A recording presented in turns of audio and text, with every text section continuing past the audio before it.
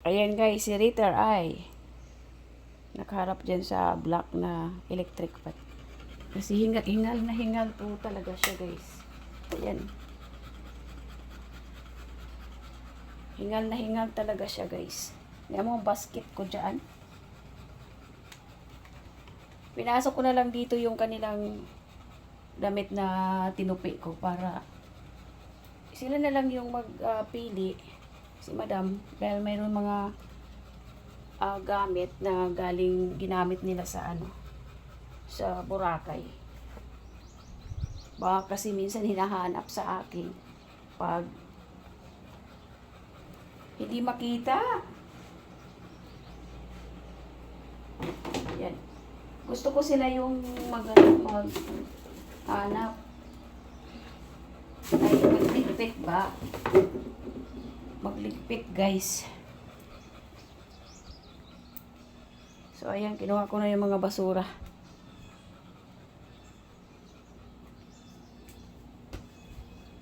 Hindi ko na binacuum. Kasi hindi sila natulog kasi walang aircon guys. So, yan. Pull out kasi hindi siya masyado naglalamig. Oh no, yun o. Nag-brown na yung kisame. Ayan. Si Rita.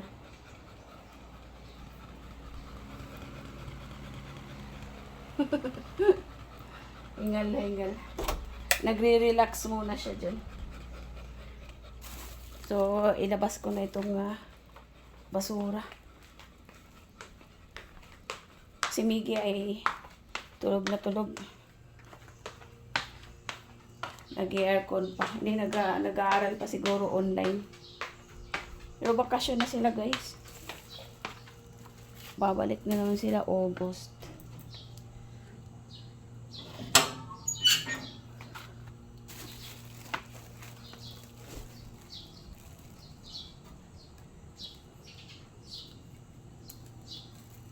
Dito may katul na naman ako. Yan. Kasi malamok. Malamok.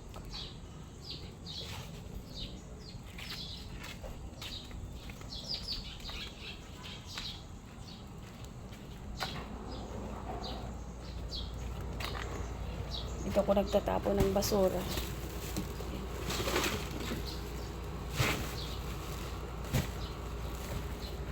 Bukas pa kasi yung aming schedule sa pangalawang balik ng truck ng basura sa loob ng isang 1 week. So tomorrow na Saturday. Yan. Dami namin kalat guys. Dami namin kalat. Kulimlim. Sana hindi naman umulan kasi napakarami talaga guys ng aking labahin. Marami akong labahin.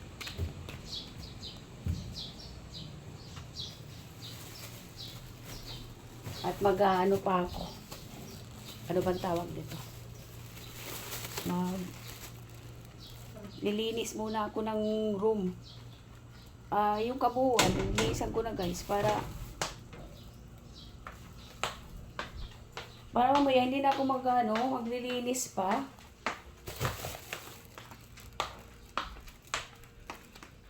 O saan ka na naman pupunta? Demonstrator. Iwanan na naman niya yung kanyang electric fan guys. Ayun. Itim kasi kaya hindi nyo makita. Patayin na lang yan kasi si Rita ay yan. Baga na din. Ang tawag ito na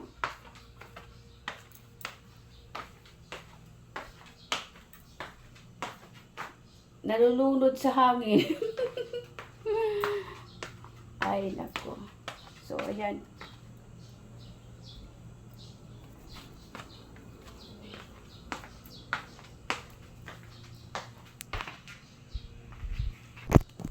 So ayan guys, maglilinis na ako kasi ang sunod dito ay ayan. maglalaba na. Kailangan kasi makalinis na ako agad para hindi na ako haggard mamaya. Haggard na ako mamaya, guys. Dahil sa aking paglalaba. So parang nakakapagod, di ba? Magtrabaho na naman ng another linis, ganyan. So habang hindi pa ako naglalaba, kailangan ko munang maglinis. Okay?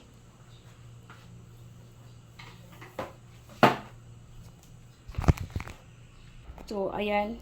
Dala-dala ko yung walis at saka pamunas. Pag ko muna yun siya dyan.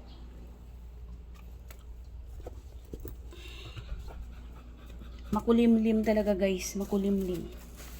Kung kailan na marami akong labahin. At saka naman na nagbabad yung umulan na, guys. Wala pa naman akong dryer. Dahil nasira na. Pinapadaan-daanan ko lang ito, guys, yung mga gilid-gilid. Kasi hindi ko naman mapunasan yan ng kaagad-agad sa napakarami ng mga gamit, guys. Kaya pagpadaan-daan lang sa may mga space. Ganun talaga yung babaeng worker. Ang babaeng pango na pangit.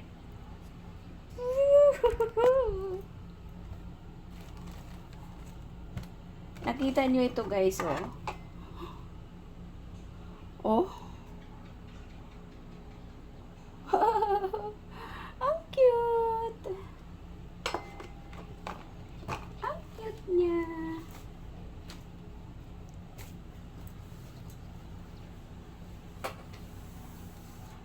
Oh, ang salamin, dirty na naman sa labas. At may hangin na malamig, guys. May hangin na malamig na nanggagaling dito. Wow. Malamig. Malamig ang simoy ng hangin. Ha? Sharo. Malamig. Wala na akong alam, guys, sunod. Kaya ako nagdadala ng ganito, guys, dahil nga ang mga buhok ni Rita at hindi maabot ng walis diyan sa sulok ay kailangan kong gaganyanin. Kasi pag nagmap nagbubuo-buo diyan. At si Madam ay masyadong pinupuna yung mga bagay-bagay na yan, guys. Oo, ganun siya. So, kailangan bago siya di action na natin kasi ganun nga siya. Malinis sa bahay. Gusto niyo malinis sa bahay. And everything. Kaya kunting makikita lang niya dyan, kunting bagay na hindi niya nagustuhan.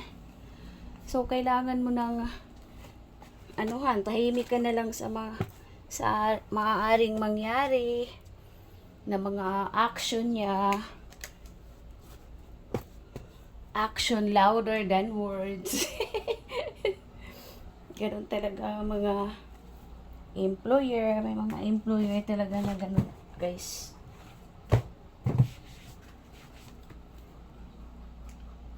Ito yung relo niya na hinahanap. Ayan, oh.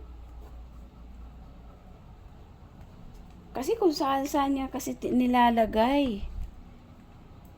Sabi niya saan daw yung kanyang watch. Siya. Bahala siya maghanap dahil siya naman yung gumagamit. Yung mga sulok-sulok, guys. Yan. Ganun talaga ang babaeng local DH. Local DH lang, guys. Kaya hindi naman tayo nasa abroad. Wow. Ayan nga pala, oh. Mayroong electric pan sa... kasi ang salamin, oh, may mark. So, kailangan ko siyang tanggalan.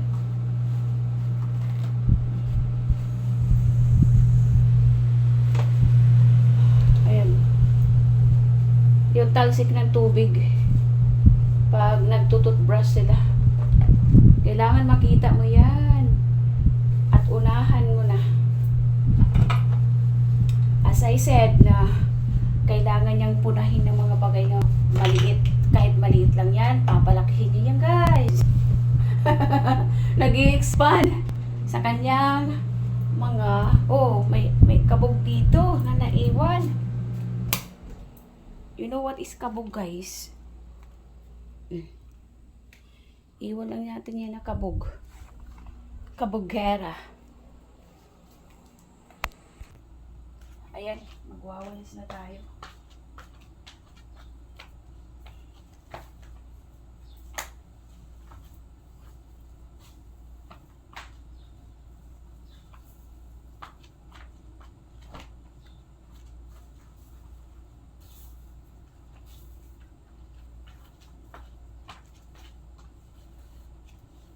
Kailangan nating punasan ang mga gilid.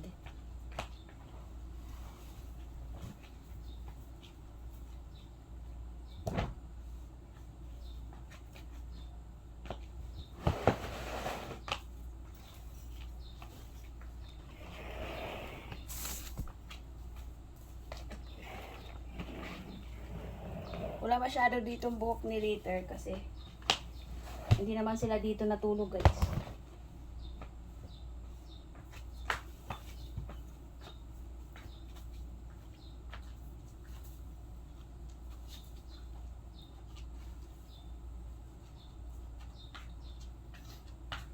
Hindi ako nakapag-intro dito. Mamaya tingnan natin kung paano tayo nito mag-exit.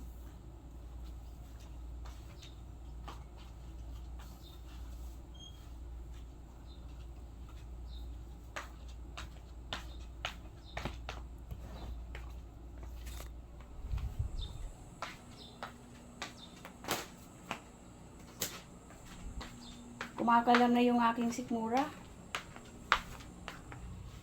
Dali lang, walisan ko lang dito. Para happy.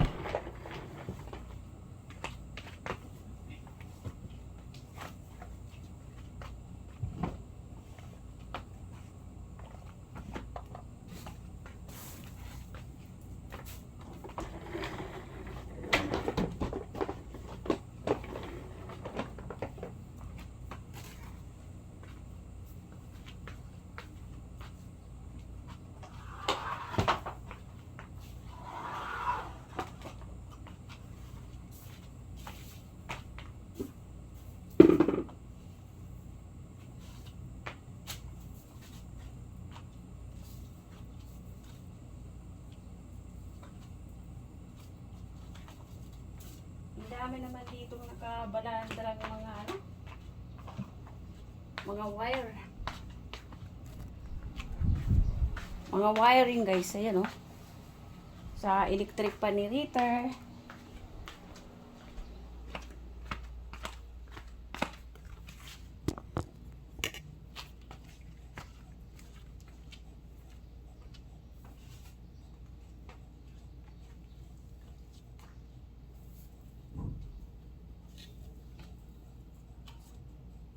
Kita niya yan, ang buhok ni Rex. Hindi nakaramihan. Dati, super dami yan, guys. Yan. Super dami. Buti nga ngayon ganyan-ganyan na lang.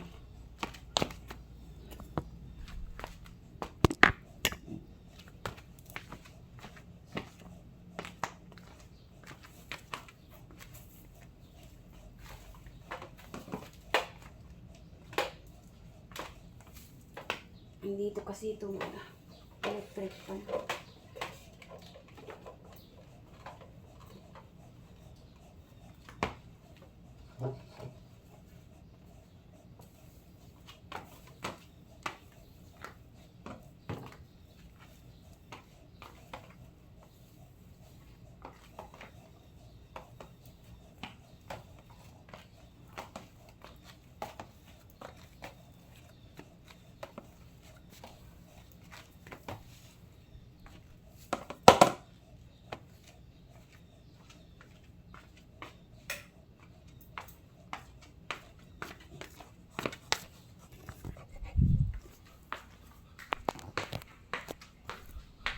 Ayan guys, dito naman.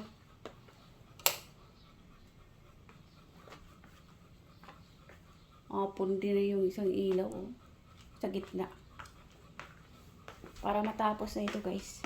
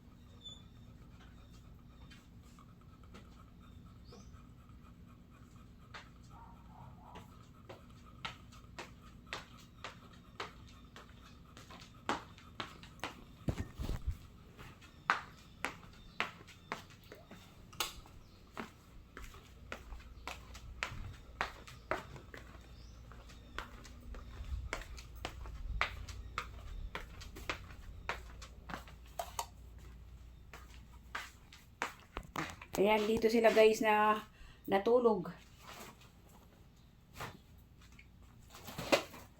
Dito sila natulog dahil wala nga silang aircon doon sa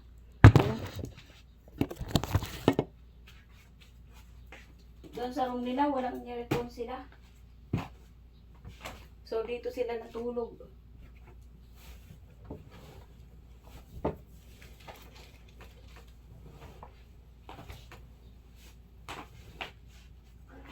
So, ayan.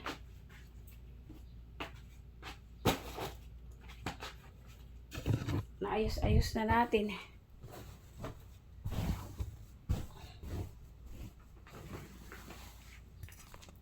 Uuwi na dito yung may-ari. Tomorrow. Tomorrow, guys.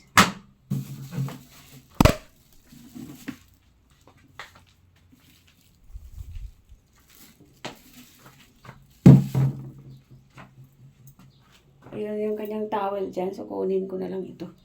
Para malabahan ko na, guys. Okay. Malinis naman ito lagi. Dahil lagi ko itong nililinisan. Kahit na wala siya.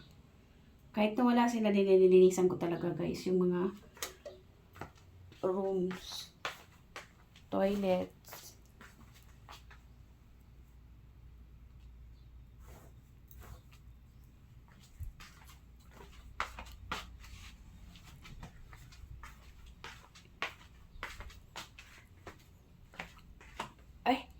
Mukhang mahaba na ito, guys. Yan. Paano ko kaya ito i-exit? Hindi ako nakapag-intro. Kasi hindi na ako gagamit ng CapCut. So, yun guys. Hanggang dito na lang muna itong ating video. Itong aking mga pagtatalak dito at sa mga ginagawa ko. Thank you so much again and again and again sa mga nagsusubscribes at sa mga subscribers at magsusubscribe pa. At sa mga silent viewers, thank you so much guys. Sana hindi kayo magsawang manood sa amin, ni Ritter, update and everything. Long and shorts video ay meron po kami. And sana mag-subscribe kayo para naman happy naman kami ni Reds. May pambili kami ng tinapay. Yun, kumakain kasi yan siya ng tinapay guys. Kaya yun, at saka napaka-behave yan na. Kasi may edad na siya. So, yun lang. Thank you so much and see you on my next video.